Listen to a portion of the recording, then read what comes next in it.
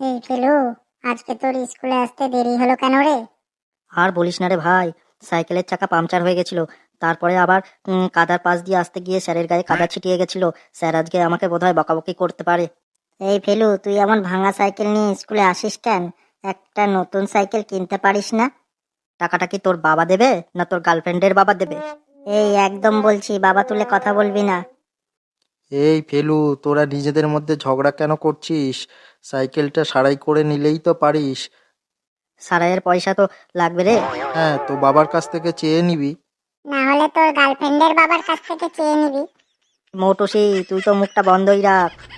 এই তোরা সব চুপ কর, স্যার আসছে, স্যার আসছে। গুড মর্নিং বাচ্চারা, গুড মর্নিং। তোরা সবাই পড়া করে এসছিস তো? হ্যাঁ স্যার, আমরা সবাই পড়া করে এসেছি। আরে হাবলা, তুই তো প্রতিদিনই পড়া করে আসিস। আমি সব এই ফেলটু বয়দের জিজ্ঞেস করছিলাম। হ্যাঁ স্যার, আমরা পড়া করে এসেছি। আচ্ছা ফেলু, বল দেখি, আমি তোকে একটা থাপ্পড় মারলাম, এর ভবিষ্যৎকাল কি হবে?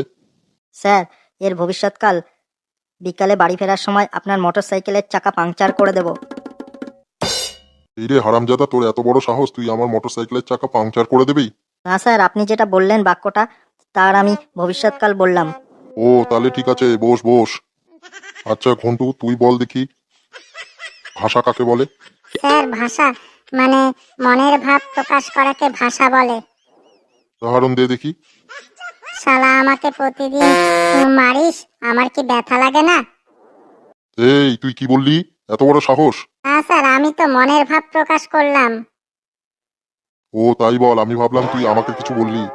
না স্যার, আপনাকে বলার কি সাহস আছে আমাদের? এই ঘেটু বোধহয় স্যারকে আর ফেলু স্যারকে টাইট দেওয়া শুরু করেছে। আচ্ছা পটলা, বলতো রঙিন টিভি আর সাদা কালো টিভির মধ্যে পার্থক্য কি? স্যার, রঙিন টিভিতে যেটা গাজর, সাদা কালো টিভিতে সেইটা মূলা। হ্যাঁ, এ কেমন উত্তর রে? স্যার ঠিকই তো কইছি, রঙিন টিভিতে যেইটা গাজর সেইটা সাদা কালো টিভিতে মূলা, মানে সাদান দেখায়। তা বটে, তা বটে, বস। এই ফেলু, তুই আমার একখান প্রশ্নের উত্তর দে দেখি। আমি যা যা ঠিক জিজ্ঞেস করব তার ঠিকঠাক উত্তর দিবি, তাহলে পরে তোর বেঁচে যাবি, না হলে তোদের আজকে কি পিঠের ছাল থেকে চামড়া আলাদা করে দেবো। বলুন না স্যার, বলুন, কি জিজ্ঞেস করবে বলুন। বল তো ফেলু, আজ ভীষণ শীত পড়েছে, এটা কি ধরনের বাক্য? এটা হুহু কাঁপুনিমূলক বাক্য স্যার। হ্যাঁ, কি বললি হতচ্ছাড়া? এটা রাগমূলক বাক্য স্যার। চাপতে তোর পিঠের ছাল ছাড়িয়ে দেবো। এটা অত্যাচারমূলক বাক্য স্যার। চুপ, একদম চুপ, নয়তো। এটা বাক স্বাধীনতা হরণকারী বাক্য স্যার। আরে এটা তো দেখছি আমার মাথাটাই খারাপ করে দেবে, আমাকে তো শেষ পর্যন্ত পাগলা গারদে যেতে হবে। এটা খুবই আনন্দদায়ক বাক্য স্যার। আমি তোকে খুন করব। এটা উগ্রপন্থীমূলক বাক্য স্যার। এক্ষুনি তুই আমার চোখের সামনে থেকে দূর হয়ে যা, বেরিয়ে যা ক্লাস থেকে।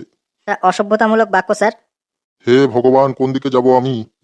এটা অন্ধকারে পথ হাতড়ানোমূলক বাক্য স্যার। উর, আমি ক্লাস থেকে বেরিয়ে যাব। এটা অনেক ছাত্ররই চাহিদামূলক বাক্য স্যার। এলু, মুখ সামলে কথা বল। তুই কিন্তু আজকে আমার হাত থেকে রক্ষে পাবি না, তোকে কান মলা দিতে দিতে হেড স্যারের কাছে নিয়ে যাব। স্যার, আমি ভুল কিছু বলিনি, আপনি তো বললেন কোনটা কি ধরনের বাক্য। আচ্ছা ঠিক আছে, ঠিক আছে, বস।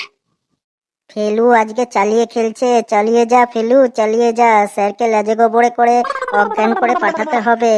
আমাদের গরমের ছুটি না দেওয়া, স্যারদের মজা পাওয়াতে হবে। এই লেবু, আসতে বল, আসতে বল, স্যারের কানে গেলে কিন্তু আমাদের আর রক্ষে নেই। এই তোরা কানের কাছে কি ফিস ফিস করছিস রে? এদিকে আয়, তাকা, এদিকে তাকা, আমার প্রশ্নের ঠিকঠাক উত্তর দে। আচ্ছা পটলা, তুই একটা অঙ্কের প্রশ্নের উত্তর দে দেখি। অঙ্ক স্যার, অঙ্ক? আচ্ছা বলুন স্যার।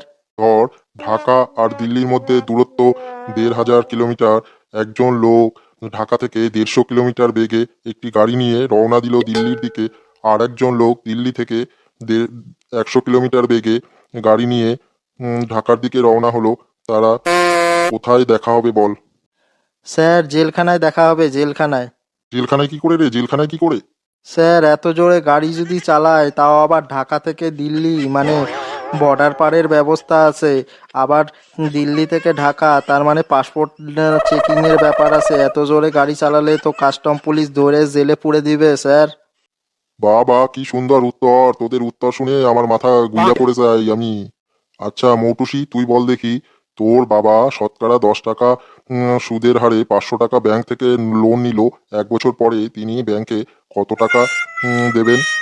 স্যার, কোনো টাকাই দিবেন না বাবা। কেন কেন কোনো টাকা দেবে না কেন? তুই কি অঙ্কর কিছুই জানিস না? আমি তো অঙ্ক জানি স্যার, কিন্তু আপনি আমার বাবাকে চেনেন না। বাবা যেখান থেকে একবার টাকা ধার নেয় সেই টাকা আর ফেরত করে না, সে ব্যাংকই হোক আর আপনার পকেটই হোক। কি লোক রে বাবা, আর কি লোকের গুণধর মেয়ে। এই লেবু, তোকে অনেকক্ষণ দেখছি তুই ঘুষ ঘুষ ফুসফুস করছিস, তুই একটা প্রশ্নের উত্তর দে। কি প্রশ্ন স্যার, কি প্রশ্ন? তুই বড় হয়ে কি করবি? বিয়ে করব স্যার, বিয়ে। আমি বোঝাতে চাইছি বড় হয়ে তুই কি হবি। জামাই স্যার, জামাই। আমি বলতে চাইছি তুই বড় হয়ে কি পেতে চাস। বউ স্যার, বউ। গাধা, তুই বড় হয়ে মা বাবার জন্য কি করবি? বউ নিয়ে আসবো স্যার, বউ। অর্ধপ, তোর বাবা মা তোর কাছে কি চায়? তিনটে নাতনি স্যার, নাতি নাতনি। হায় ভগবান, তোর জীবনের লক্ষ্য কি? বিয়ে স্যার, বিয়ে। আমি আর পারছি না, আমি আর পারছি না, আমার মাথার যে কয়টুকু চুল আছে সেগুলো উঠে যাবে তোদের এইসব উত্তরের কাণ্ড কারখানা দেখে। আমি ভিড়মি খাওয়ার মতো হয়ে যাই। আচ্ছা পটলা, তুই বল দেখি, হর্সের বাংলা কি? গুড়া স্যার, গুড়া। গুড়া? আচ্ছা, টার্ন মানে কি? গুড়া স্যার, গুড়া। তাহলে পাউডার মানে কি? গুড়া স্যার, গুড়া। বেয়াদব ছেলে কোথাকার, সব কিছুই গুড়া নাকি? না স্যার, প্রথমটা হইল লাফাইনা গুড়া, মাঝেরটা হইল মুড়াইনা গুড়া, আর ওই যে শেষেরটা বললেন পাউডার, ওটা হলো গুড়া গুড়া। হায় ভগবান, কি উত্তরের বাহার! আমি এদের উত্তর শুনে ভিড়মি খাওয়ার মতো হয়ে যাই। আচ্ছা এই লেবু, তোকে গতকাল কোথায় যেন দেখেছিলাম, মনে করতে পারছি না।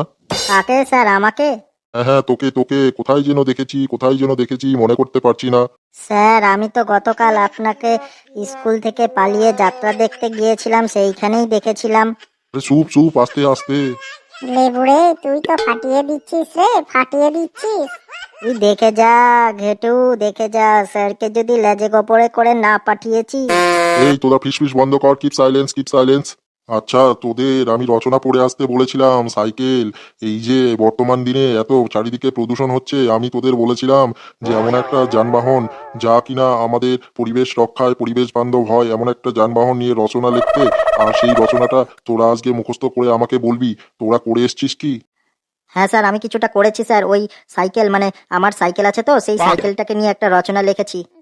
তুই সাইকেল নিয়ে রচনা লিখতে পারিস? না মানে স্যার, ঠিক রচনা না, মানে একটু কবিতা একটু রচনা। তুই রচনার মধ্যে কবিতা ঢুকাস? তুই বড় কবি হয়ে গেছিস, লায়েক কবি হয়ে গেছিস, সাইকেল নিয়েও তুই কবিতা লিখিস? আচ্ছা বল দেখি, তুই সাইকেল নিয়ে কি কবিতা লিখেছিস, কি রচনা লিখেছিস? বন্ধুরা, তোমরা আমার সাইকেলের কবিতাটা শুনো আর কমেন্টে লিখে জানাও কেমন হয়েছে। এই ওদিকে তাকিয়ে কি ফিসফিস করছিস, আমার দিকে তাকিয়ে বল। স্যার বলছি বলছি, সাইকেল মানে কিরিং কিরিং। সাইকেল নামে এক যান হয়েছিল আবিষ্কার, যুগে যুগে সর্বদেশে হয়েছিল সাইকেলের প্রচার প্রসার। সাইকেল চালাতে না লাগে ডিজেল পেট্রোল, বর্তমানে কিছু কিছু সাইকেলে থাকে ইলেকট্রিক বল। সাইকেলের সাথে মানুষের রয়েছে অদ্ভুত এক মিল। সেকালে সবাই সাইকেলে করে যেত মিটিং মিছিল, রাস্তায় যেতে যেতে সাইকেল ডাকে কিরিং কিরিং, তৎক্ষণাৎ সবাই সরে পড়ে হয়ে তিরিং বিরিং।